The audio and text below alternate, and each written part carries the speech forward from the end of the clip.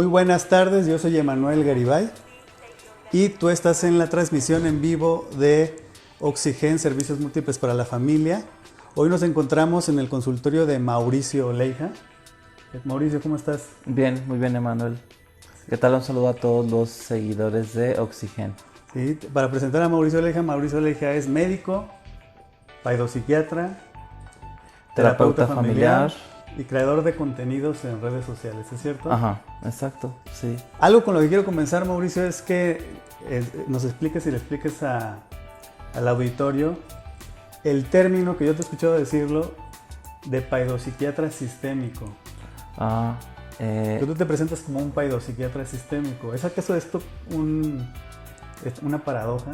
En una primera lectura sí puede resultar paradójico, porque el término paidopsiquiatra viene del griego paidos, que significa niño, y que entonces nos habla de la psiquiatría de niños y que también involucra a adolescentes, ¿no? Técnicamente un psiquiatra infantil o paidopsiquiatra ve niños que podría evaluarlos desde el primer día de nacidos, aunque suena exagerado, hasta los 18 años menos un día, como los pediatras. Yo me defino paidopsiquiatra sistémico porque soy un psiquiatra infantil que decide quitar el foco del niño en una gran mayoría de las ocasiones para evaluar el sistema familiar. Y sí pudiera parecer paradójico, porque paidopsiquiatra quiere decir que el psiquiatra es el psiquiatra del niño, pero sistémico pues quiere decir que abarcas el sistema familiar, ¿no? O el sistema escolar o cualquier sistema social inmediato en el que está inmerso el niño. Que fíjate que aunque pareciera un poco novedoso hablar de paidopsiquiatría sistémica, lo cierto es que la Academia Americana de Psiquiatría Infantil y de la Adolescencia recomienda que todo niño que acude a una evaluación con un psiquiatra infantil reciba también una evaluación familiar. Y es preocupante que eso no pasa ni en el medio público ni en el medio particular. Yo entiendo que muchos paidopsiquiatras que se enfocan mucho en el niño y que a veces tienen una orientación terapéutica más del lado del psicoanálisis o la terapia cognitivo-conductual, entiendo que su visión sea individual.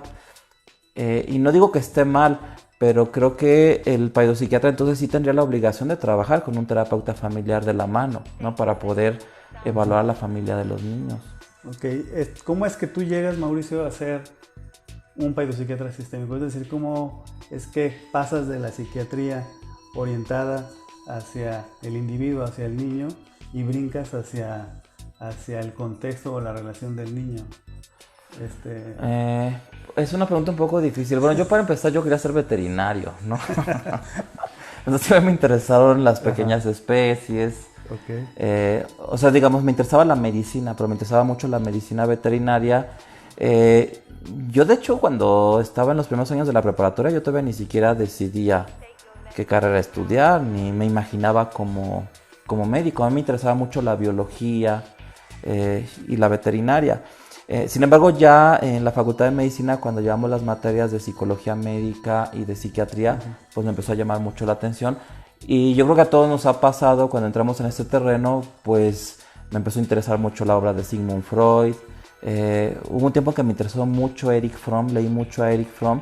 Entonces ya cuando decido hacer la especialidad en psiquiatría, sí entro con una visión, pues sí diría psicoanalítica, individual de los problemas humanos. Y finalmente cuando se da la oportunidad de hacer la subespecialidad en psiquiatría infantil, pues sí me doy cuenta de la necesidad de evaluar a la familia. Fíjate, yo cuando estudié psiquiatría infantil yo llevé un curso de un año de terapia familiar, pero en realidad yo creo que yo lo pasé de noche, como dicen, porque no llevaba la práctica o yo no me enfrentaba ante los problemas que traen las familias al consultorio. Entonces yo llevé esa materia como muy teórica. Recuerdo que revisamos el libro de Fundamentos de la Terapia Familiar de Lynn Hoffman y el de Técnicas de Terapia Familiar de Minuchin, pero todavía recuerdo que en el examen de terapia familiar, haciendo ya paidopsiquiatría, en el examen simplemente una pregunta era: describe una técnica de Minuchin, y yo le batallé mucho con esa pregunta. A pesar de que llevaba un año estudiando la terapia familiar, dije, ay, no se me ocurre ninguna.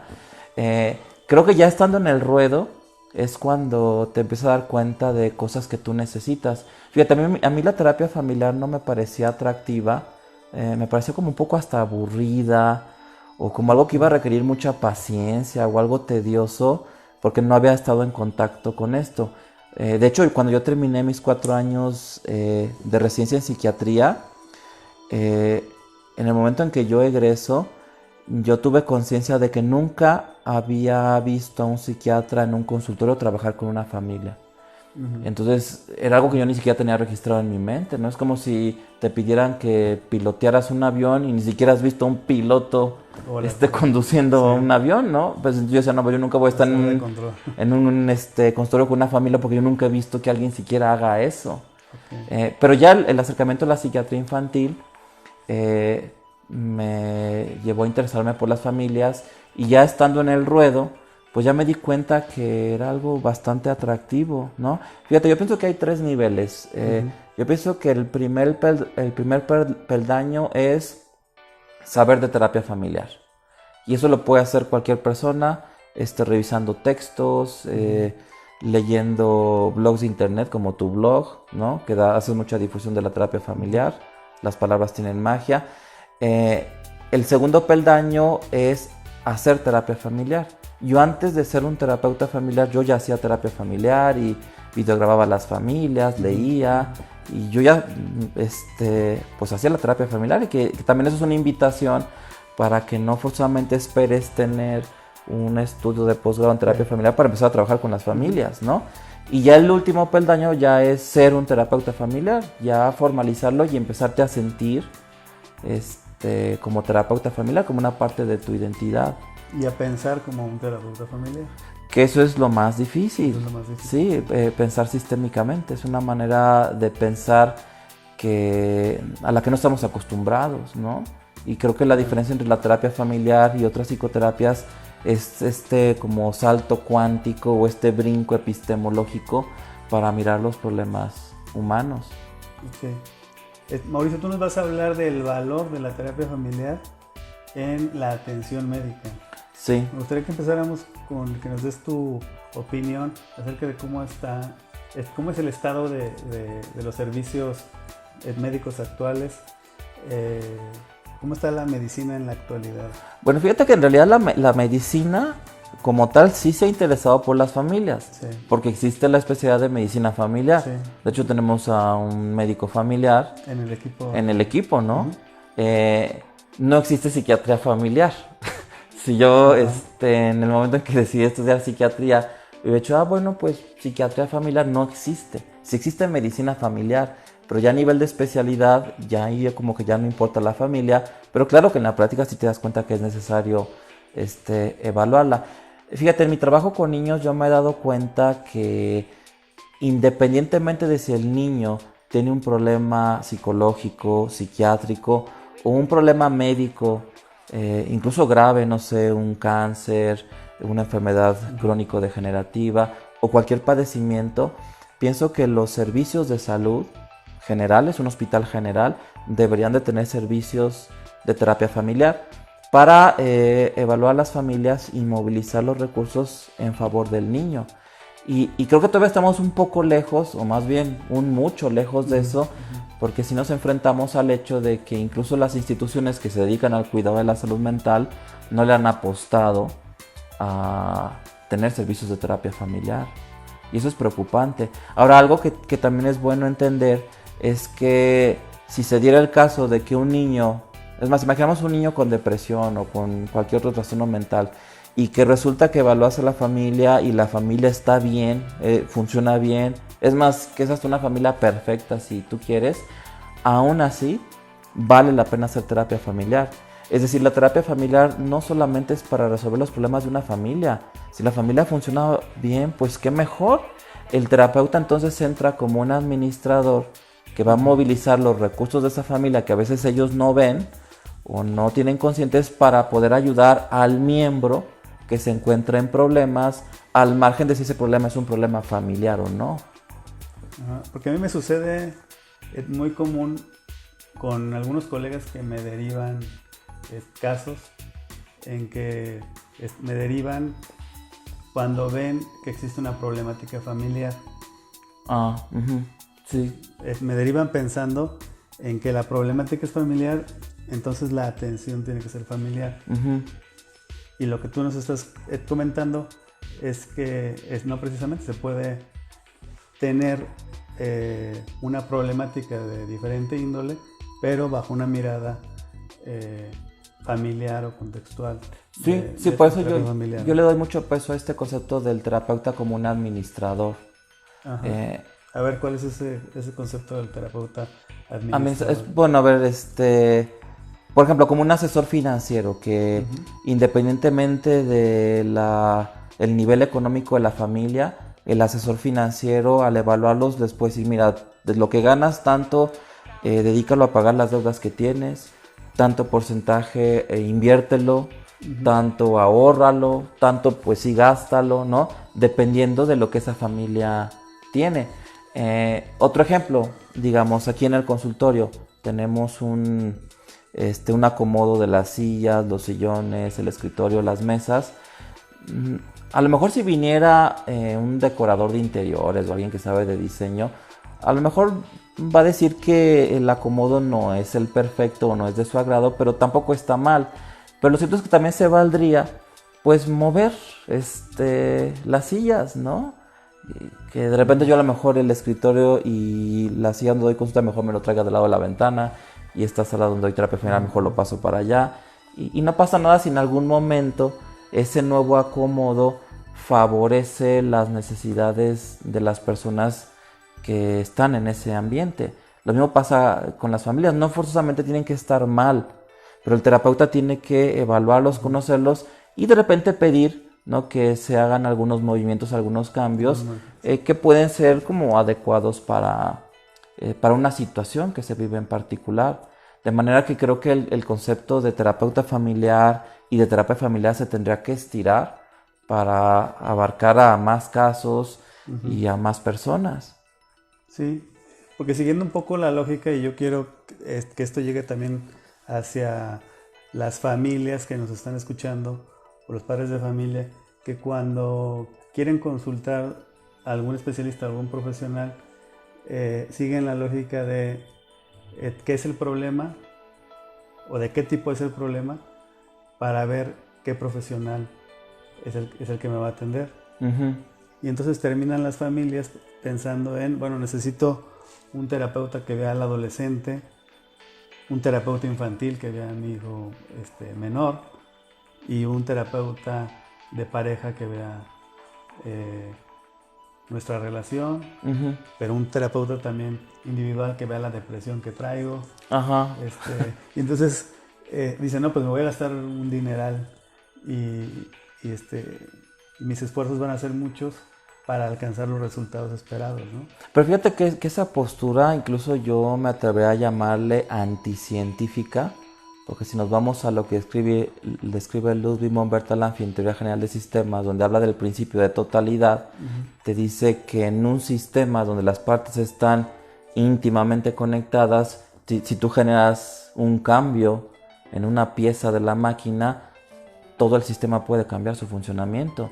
De manera que también la Teoría General de Sistemas nos hace buenos administradores, en el sentido de que ante un problema A, B o C, no tienes que echar toda la artillería, no tienes que echarle todo el ejército de terapeutas. Simplemente podrías hacer una intervención y esperar, ¿no? Y muchas veces esa intervención puede generar cambios que se empiezan a... como una especie de efecto de irradiación o efecto avalancha. Exacto, que eso se ve en la terapia familiar, ¿no? Pues es que a veces el terapeuta familiar no se abruma tanto con los problemas de la familia, porque sabe que la medida de los problemas o el peso que tienen los problemas no forzosamente tiene que correlacionar con todas las estrategias empleadas para resolverlas. Pero la visión lineal sí lo hace ver así. Y que a lo mejor también el pobre acercamiento que tienen los psicólogos y los psiquiatras a la terapia familiar, a lo mejor sí sigue esa lógica de que como todos nos formamos primero en lo individual, digamos, yo mis primeros pacientes como psiquiatra yo los vi de manera individual, y tú también, ¿no? Mi acercamiento a la clínica no fue con familias. Entonces, antes de brincar a la familia, sí tiene cierta lógica que digas, no, pues si con un individuo es difícil entenderlo, es difícil ayudarlo, te enfrentas a un mundo de complejidad, ahora multiplícalo por 5, por 7, pues finalmente te abrumas y das un paso para atrás y dices, no, yo no quiero saber nada de la terapia familiar. Y desafortunadamente hoy por hoy, la terapia familiar no es la más taquillera de todas las psicoterapias. Sí, claro. Está en primer lugar la terapia cognitivo-conductual y todavía en un honroso segundo lugar el psicoanálisis. Y yo creo que a lo mejor en tercer lugar están otras cosas, ¿no? Como la terapia gestalt o no sé. Y la terapia familiar está como muy abajo.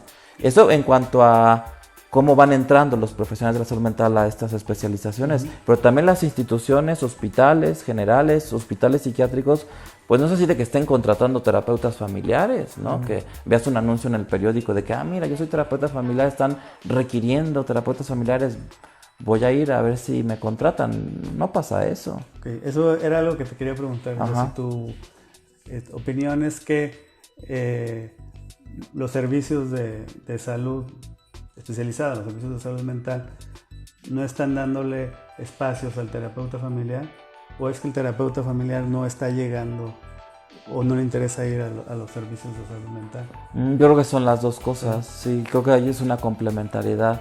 O yo veo una tercera también, que los terapeutas familiares estando en los servicios de salud mental no llegan a las familias. Sí. O no pueden utilizar su modelo por, por el mismo sistema. Sí, el sistema suena paradójico, pero el sistema es antisistémico. Sí, antimodelo sistémico. Ajá, sí. Un sistema es antimodelo sistémico, de manera que si dices, a ver, yo quiero trabajar en una institución pública, pero yo quiero mantener la epistemología sistémica, es nadar contracorriente, ¿no? Sobre todo porque vas a entrar dentro de una jerarquía. Tú como personal operativo vas a tener un jefe y otro jefe más arriba y otro jefe más arriba que no piensan sistémicamente. Entonces cuando ellos ven tu manera de actuar, pues a lo mejor les va a parecer un poco extraño. Y entonces se vuelve el trabajo un poco difícil. Y también si tú no tienes un superior inmediato dentro de esta jerarquía que tienen las instituciones que piense como tú piensas, entonces empieza a dar como cierto choque que lleva al terapeuta a desgastarse más. Fíjate, se ha visto que en los trabajos donde tu jefe no tiene ese liderazgo o no te convence de lo que quiere hacer, hay más posibilidad de desarrollar un síndrome de desgaste profesional, un burnout. Entonces también podríamos tener terapeutas familiares en instituciones públicas, haciendo terapia individual o trabajando con una visión lineal y a lo mejor hasta deprimidos y desgastados. Yo les digo que como se sientan más a gusto, que no lo planeen y que a ver cómo salen.